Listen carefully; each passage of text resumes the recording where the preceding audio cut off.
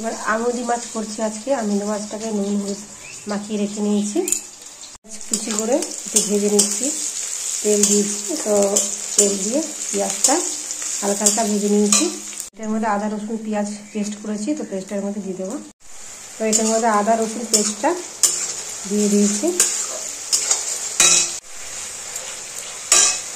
এটা ভাজা ভাজা হয়ে গেছে, এবারে টমেটো কুচি দিয়ে দেবো।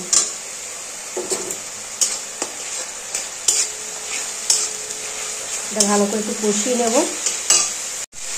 এটা কষানো হয়ে গেছে। এর মধ্যে হলুদ গুঁড়ো,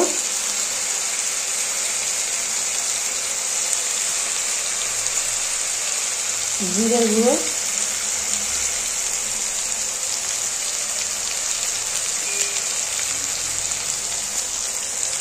লঙ্কা গুঁড়ো, ঝাল করবো তো লঙ্কাটা বেশি দিলাম, লবণ পরিমাণ মতো স্বাদ অনুযায়ী।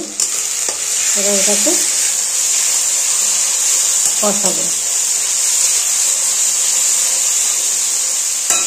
দেখো এর মধ্যে তেল ছেড়ে এসছে। এবার মাছগুলোর মধ্যে দিয়ে দিই।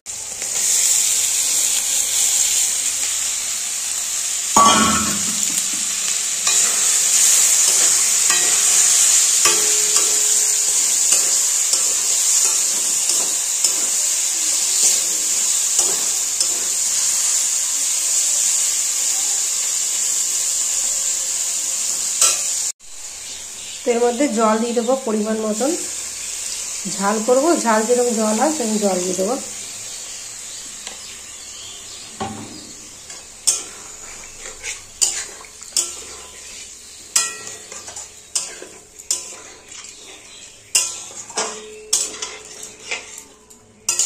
এবার ঢেকে দিচ্ছি এটাকে। ঢেকে তারপরে কেমন হয়েছে নামিয়ে তারপরে দেখাচ্ছি। তো এটা ঢাকা দিয়ে দিয়েছি। এবার ঢাকনা খুলে তারপর তোমাদের দেখাবো। চলো দেখি খুলে। দেখো ঝালটা কেমন লাগছে, কালারটা দেখতে খালি দেখো। হালকা করে নাড়াচ্ছি, নাহলে ভেঙে যাবে।